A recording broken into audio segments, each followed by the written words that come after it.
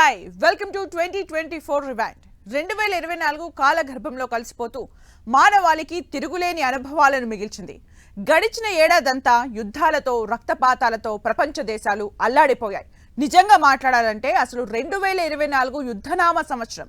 మరి గడిచిన ఏడాదిలో చోటు చేసుకున్న యుద్ధాలు అంతర్యుద్ధాలతో కూడిన వార్ రివైండ్ 2024 సిద్ధంగా ఉంది. Let's watch the stories.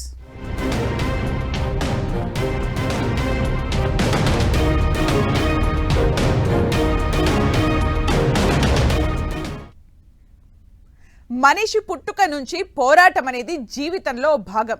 అయితే అదే పోరాటం ఇద్దరు వ్యక్తుల మధ్య దేశాల మధ్య జరిగితే ఆ పోరాటాలనే యుద్ధాలంటాం. ఆ యుద్ధాలు అనాదిగా సాగుతూనే ఉన్నాయి. 2024 సంవత్సరం దానికి ఏమాత్రం మినహాయింపు కాదు. 1000 రోజులుగా సాగుతున్న రష్యా యుక్రెయిన్ వార్ 2024లో కొత్త మలుపు తీసుకుంటే దాని తాలూకు ప్రభావం ప్రపంచ దేశాలపై చాలా ప్రతికూలంగా మారింది.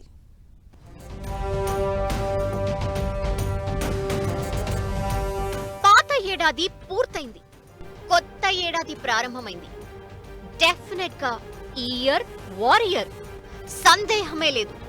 2 ఏళ్ల క్రితమే ప్రారంభమైన యుక్రెయిన్ యుద్ధం మరింత బీభత్సంగా మారింది ఈ సంవత్సరంలోనే.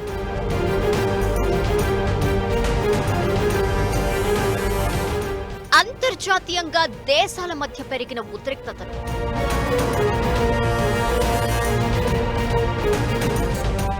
యుద్ధాలు, హెచ్చరికలతోనే ప్రపంచమంతా రగిలిపోయింది. ఎటు చూసినా అసహనమే. ఇది భూమి కాదు యుద్ధ భూమి అనిపించేలా దేశాల మధ్య తగాదాలు, ఘర్షణలు చెలరేగాయి.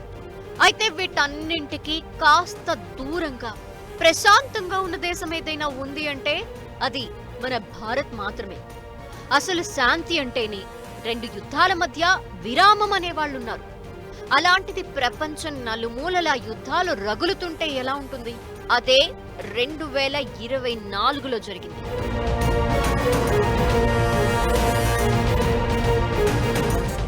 రెండేళ్ల క్రితమే ప్రారంభమైన రష్యా యుక్రెయిన్ యుద్ధం గడిచిన ఏడాది కాలంలో మరింత ముదిరిపోయింది.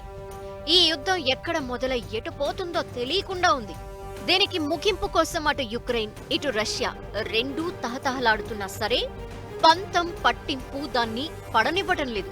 పైగా రష్యా ఈ యుద్ధంలో హైపర్సోనిక్ ICBM మిసైల్ వాడటం సంచలనం కలిగించింది. యుక్రెయిన్ కి సాయం చేసే ఏ దేశమైనా సరే మాకు శత్రువేనంటూ పుతిన్ ఓ రేంజ్ లో మండిపడుతుండటం పరిస్థితిని మరింత దిగజార్చుతోంది.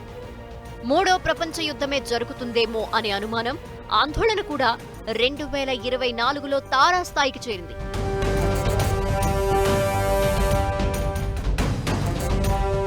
వార్ తాలూకా రిపిల్ ఎఫెక్ట్స్ మామూలుగా ఉండవు.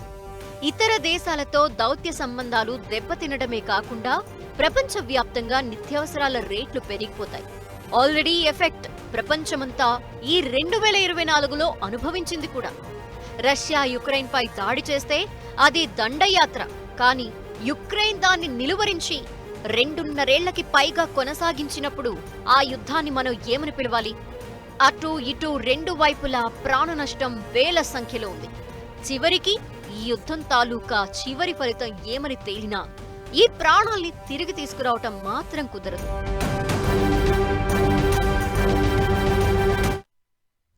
మొదటి ప్రపంచ యుద్ధం 1914లో ప్రారంభమైంది. రెండో ప్రపంచ యుద్ధం 1939లో ప్రారంభమై 6 ఏళ్ల పాటు సాగింది. మరి 3వ ప్రపంచ యుద్ధం సంగతేంటి? ఏ దేశం కూడా ప్రత్యేకంగా కోరుకోని ఆ యుద్ధం ఆల్రెడీ 2024లో ప్రారంభమైందా? ఏమో, రష్యా అధ్యక్షుడు పుతిన్ మాత్రం అదే జరిగిందన్నారు. అయితే 2024లోనే ముగుస్తుందనుకున్న ఈ వార్ ఇంకా కంటిన్యూ అవడానికి కారణమేంటి?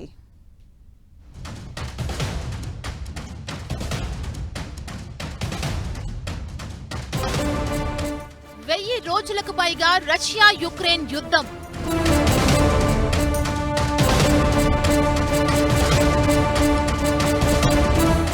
ప్రపంచాన్ని ఉత్కంఠకు లోను చేసిన యుద్ధం 2024లో 1000 రోజులు పూర్తి చేసుకుంది. 10 రోజుల్లోనో నెల రోజుల్లోనే ముగించేస్తానన్న యుద్ధం కాస్త 1000 డేస్ స్టిల్ కౌంటింగ్ అన్నట్లుగా మారింది. దీనికి కారణమేంటి?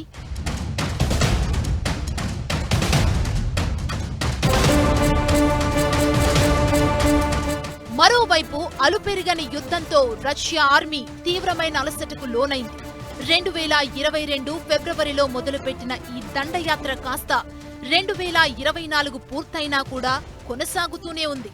మరోవైపు రష్యా అధ్యక్షుడు పుతిన్ మాత్రం వెనక్కి తగ్గేదే లేదని భీష్మించుకోవటంతో ఎడతెగని వ్యవహారంగా మారింది.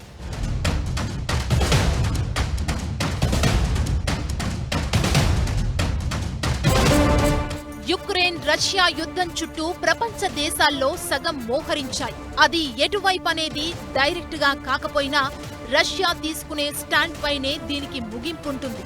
అసలు 2024లోనే ఈ యుద్ధానికి ఎండ్ కార్డ్ వేయాలని పుతిన్ కూడా ఓ దశలో అనుకున్నట్లు చెప్పారు. కానీ అది జరగలేదు. పైగా నాటో దళాలు యుక్రెయిన్కు మద్దతు పలకటంతో వ్యవహారం వేరే మలుపు తీసుకుంది.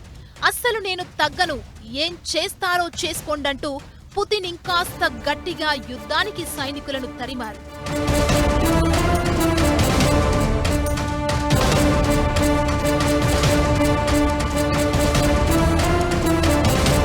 ప్రపంచం మొత్తం మీద రష్యా యుక్రెయిన్ కి సంబంధించిన చర్చలు 50 లక్షలకు పైగానే సాగాయంటే ఈ యుద్ధం ఎఫెక్ట్ అర్థం చేసుకోవాలి. 150 మిలియన్ పోస్టులు ఈ ఒక్క అంశంపైనే సోషల్ మీడియాలో నెటిజన్లు పోస్టు చేశారు. ఇలా ప్రపంచం రెండుగా చీలిపోవటానికి పుతిన్ ఈగోనే కారణమా అంటే అవునని ఖచ్చితంగా చెప్పలేదు.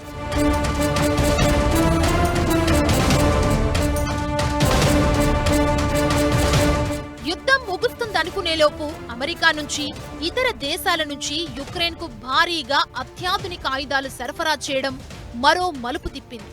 దీనిపైనే పుతిన్ మండిపడ్డారు. ఎప్పుడో 3వ ప్రపంచ యుద్ధం రావటం కాదు, ఆల్రెడీ ఇప్పుడుంది 3rd వరల్డ్ వార్ మధ్యలోనే అంటూ ఎప్పుడెలాంటి దాడికైనా దిగుతామని హెచ్చరించారు. ఇందులో ఖండాంతర క్షిపణి దాడి సహా అణ్వాయుధాలైనా ప్రయోగిస్తామంటూ వార్నింగ్ ఇచ్చారు. పొరపాటునో గ్రహపాటునో ఒక్క న్యూక్లియర్ బాంబు పడిందా ఇక అంతే సంగతులు. యుద్ధం కాస్త ప్రపంచ యుద్ధానికి దారి తీయడం ఖాయం. అది జరగకూడదనే కోరుకుందాం.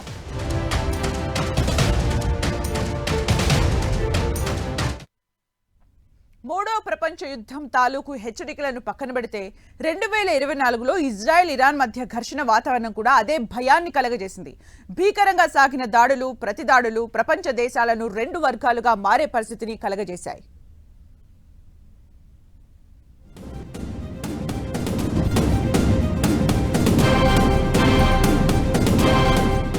2023 చివరిలో మొదలైన ఇజ్రాయిల్ హమాస్ యుద్ధం క్రమంగా మిడిల్ ఈస్ట్ ప్రాంతాన్ని చుట్టుముట్టేసింది. ఎటు చూసినా బాంబు దాడులు, సైనికుల కాల్పులతో మోతమోగిపోయింది. ఎప్పుడైతే గాజా స్ట్రిప్ దగ్గర ఇజ్రాయిల్ మిజైల్ అటాక్ ప్రారంభించిందో వెంటనే యెమెన్ హౌతీలు రంగంలోకి దిగిపోయాయి. సముద్రంలోని షిప్స్ ని టార్గెట్ చేశారు. దీంతో ఇజ్రాయిల్ ముప్పేట దాడిని తిప్పికొట్టాల్సి వచ్చింది.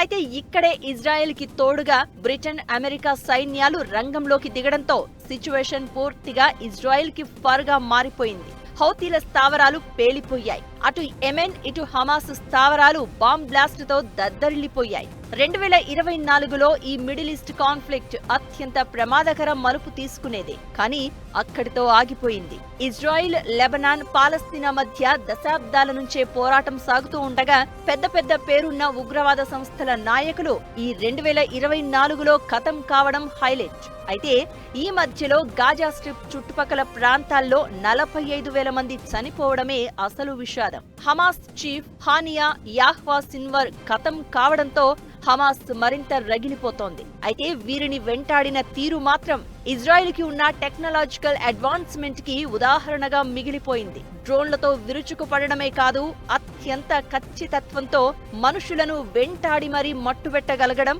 రాబోయే రోజుల్లో యుద్ధాలు ఎలా జరుగుతాయో అనేదానికి ఓ లిట్మస్ టెస్ట్ లా మిగిలింది.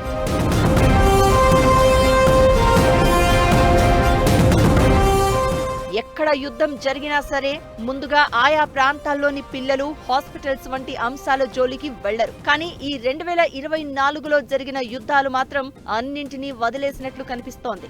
ఎక్కడ చూసినా చిన్నారులు చనిపోయిన దృశ్యాలు కదిలించి వేశాయి. పగబట్టి మరీ దాడులు చేశారా అన్నట్లుగా పదుల సంఖ్యలో పిల్లలు, మహిళల మృతదేహాలు వెలికి తీయడమే ఇందుకు ఉదాహరణ.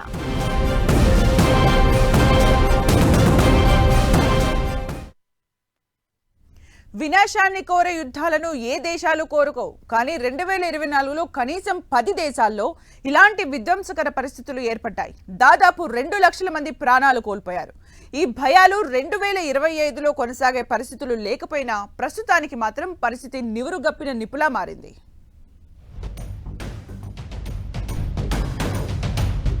టెర్రరిస్ట్ గ్రూప్ లీడర్లను వేటాడిన తర్వాత కూడా ఇజ్రాయెల్ తన దూకుడును కొనసాగించింది. అయితే హమాస్ గాజాలోని ఇజ్రాయెల్ సైన్యంపై అటాక్ చేయడంతో 1000 మంది ఒకేసారి మరణించారు. దీంతో ఇజ్రాయెల్ తన ఫోకస్ లెబనాన్ నుంచి ఇరాన్ వైపు మళ్లించాల్సి వచ్చింది. ఎప్పుడైతే మిలిటెంట్ గ్రూపుల నేతలను ఇజ్రాయెల్ ఖతం చేసిందో 2024 అక్టోబర్లో ఇరాన్ యాక్టివేట్ అయింది. ఏకంగా 180 మిసైల్ అటాక్స్ చేసింది.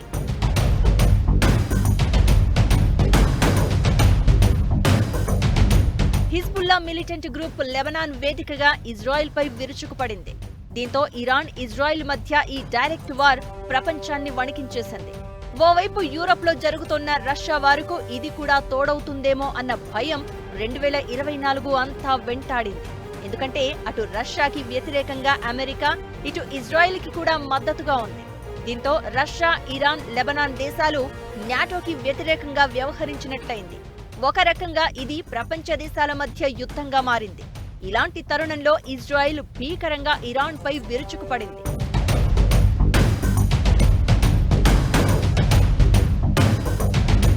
ఈ పరిణామాలకు 2024 నవంబర్లో కాస్త బ్రేక్ పడింది. సీజ్ ఫైర్ ముందుకు రావడంతో వార్ డెవలప్మెంట్స్ కాస్త కూల్ ఆఫ్ అయ్యాయి.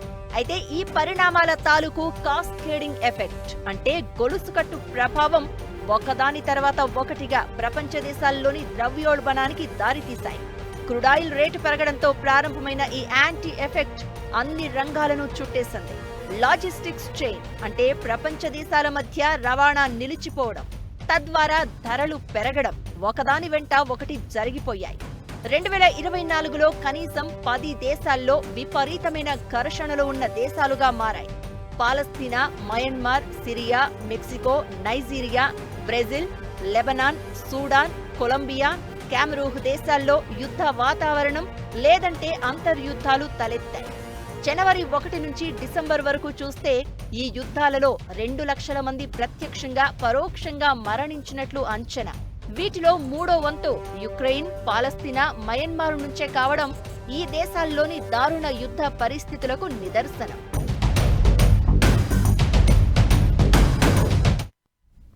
రెండు 2024 నవంబర్లో జరిగిన అమెరికా అధ్యక్ష ఎన్నికల్లో ట్రంప్ గెలవడం ఈ పరిస్థితిలో మార్పు తీసుకురావచ్చు. అయితే ఇదే క్రమంలో అంతర్యుద్ధాలు, సివిల్ వార్లతో రగిలిపోయిన దేశాల మాట ఏంటి? సుడాన్, బంగ్లాదేశ్లో ఇలాంటి పరిస్థితే తలెత్తింది. తాజాగా సౌత్ కొరియాలో అధ్యక్షుడే పదవి నుంచి దిగిపోయేలా పరిస్థితి మారిపోయింది. కారణం అక్కడ మార్షల్ లా విధించాలని సిఫార్సు చేయడమే. ఇవన్నీ చూస్తే నియంత పాలనలున్న చోటే యుద్ధ పరిణామాలు ఎక్కువ అనుకోవాలి.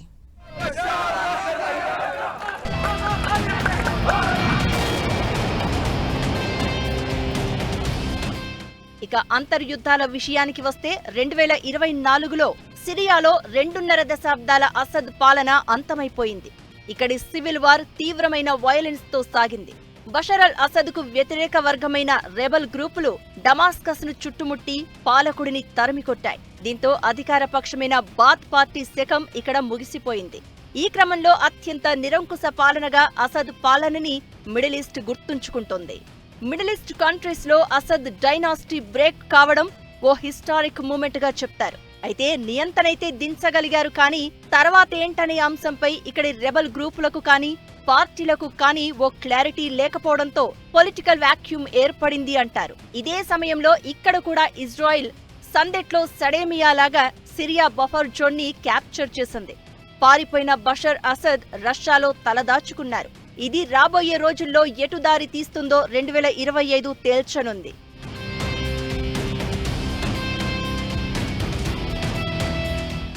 మరోవైపు సూడాన్లోనూ ఇదే తరహా సన్నివేశాలు 2024లో కనిపించాయి.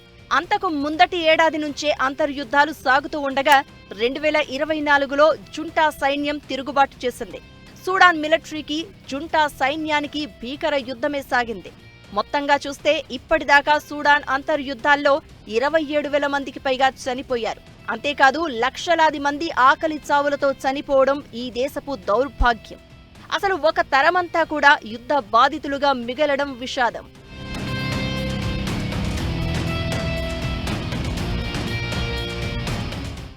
ఏడాది చివరిలో సౌత్ కొరియాలో పొలిటికల్ భూకంపం చోటు చేసుకుంది. ప్రెసిడెంట్ సుక్ యోల్ దేశంలో మార్షల్ లా విధించడం నిరసనలకు దారితీసింది. చివరకు డిసెంబర్ 14న ఆయన అభిశంసనకి దారితీసింది. 50 ఏళ్లుగా ఇక్కడ ప్రజాస్వామ్య పద్ధతిలో పాలన సాగుతూ ఉండగా అధ్యక్షుడు యూన్ సుక్ యోల్ ఇలా ఆర్మీ పాలనకు సై అనడం ప్రతిపక్ష పార్టీలకు ఆగ్రహం కలిగించింది. అటు పౌరులు కూడా ఈ నిర్ణయంపై ఆగ్రహించడంతో అధ్యక్షుడిపై అభిశంసనకు దారితీసింది. దీనిపై పార్లమెంట్ అధికారికంగా ప్రకటించగానే పదవిచ్యుతుడు అవుతారు. ఇలా 2024లో తన పదవిని తానే చేజార్చుకున్న వైనానికి సుక్ యోల్ కారణమయ్యారు.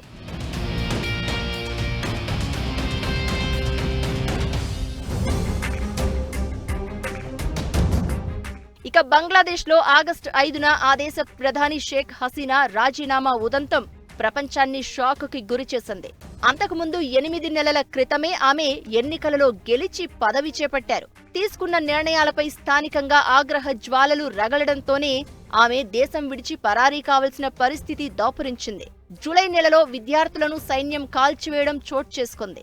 తర్వాత అధికారంలోకి వచ్చిన యూనస్ ఖాన్ ప్రభుత్వం కూడా టఫ్ సిచ్యువేషన్ ఫేస్ చేస్తోంది. క్రిమినల్స్, ఇస్లామిక్ వాదులను జైల్లోంచి రిలీజ్ చేయడంతో ఆటవిక రాజ్యం అక్కడ నడుస్తోందని అంటున్నారు.